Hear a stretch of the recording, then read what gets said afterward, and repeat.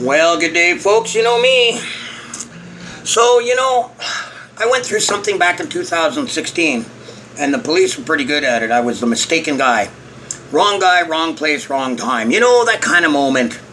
And hey, I've done everything to start a conversation with the police. They never listen. Neither did the police board. They all have their own ideas on what should be happening out here. So, on June 23rd of this year, last month, a gentleman on Avenue A was walking down the street and he was stopped by the Saskatoon City Police. Now, Mr. Raymond Montengrand had warrants out. That's fine. Well, that's beyond here or there. But it's funny, it wasn't who they were looking for. They weren't looking for Raymond Montengrand.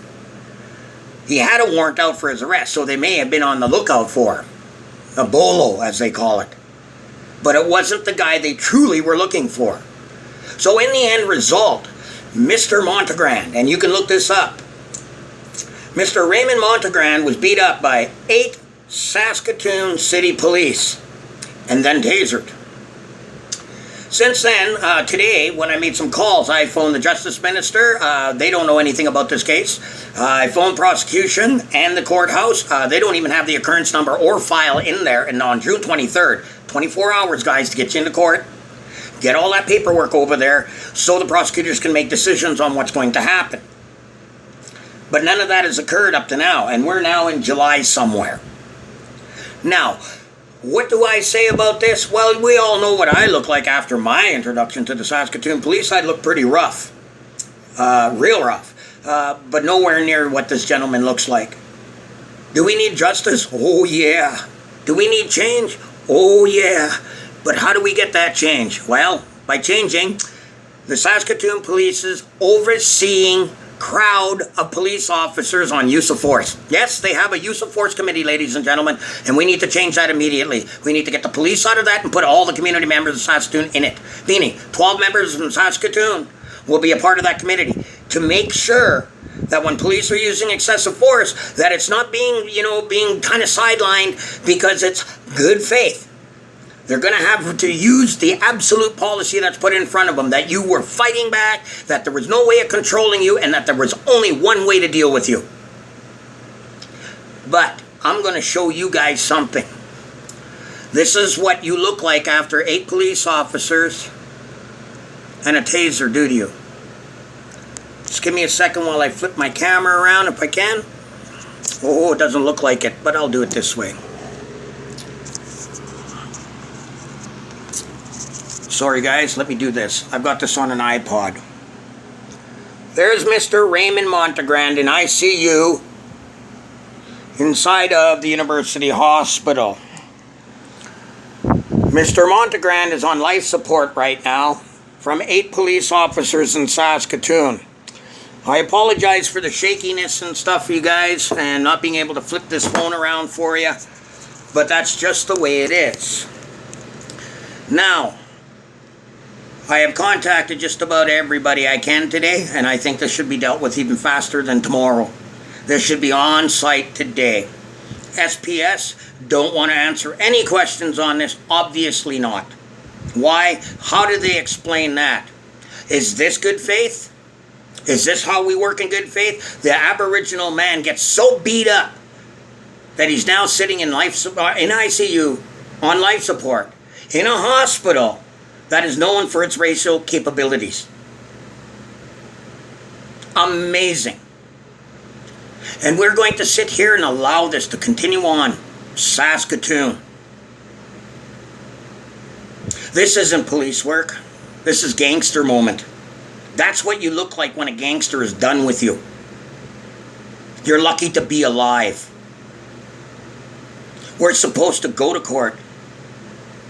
We're supposed to see a judge. Better yet, we're supposed to see tomorrow. Saskatchewan, home of the KKK. How can we be proud of this frickin' place when this is just going on every day? Don't care your color, don't care your race, don't care your culture. But if this seems all right to you, If that seems like policing to you, then you're not part of the solution. You're a part of the problem.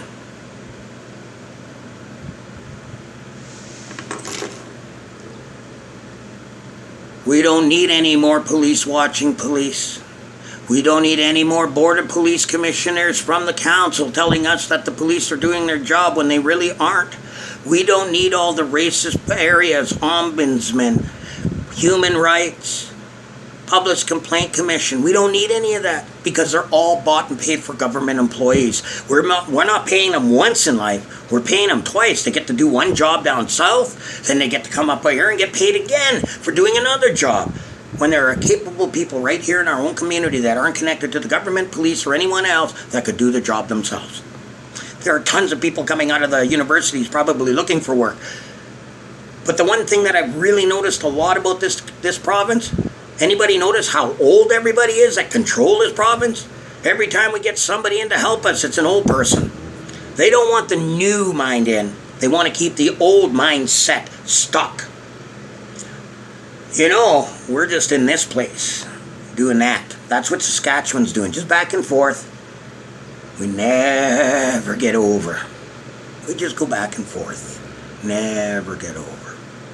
And when we do get over, it's just a circle right back into our own little place. We need to break this and start walking on that. Without a straight line between us and them, we're going to be on the bad end of this deal every time. Time to get justice up, not just policing. We're talking about the minister, Christine Tell. They haven't changed anything since Neil Stonechild. Rest easy, my friend. Not one inquiry has made the police and correction minister Tell change one policy in the policing. Nothing when Clive Wayhill was in charge was ever changed. No one's changed anything. Inquiry after inquiry after inquiry after inquiry. They don't change anything. And this is what happens.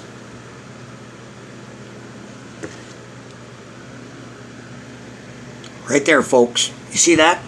That's a dad. It's a father. It's a son. It's a grandson. Could be a grandfather. Better yet, folks, that's a human being that deserved way better than what he got. Stand up, Saskatoon, and show me your true color. And it ain't the thin blue line. It's the color of justice. Because that's what we need here. Because sooner or later, it's going to happen to you. And when it does, nobody's going to be there to help you. And that's not where we want to be. This man needs help. So let's help him. Tinigi for listening. Have a good day. Remember, we matter. We always have.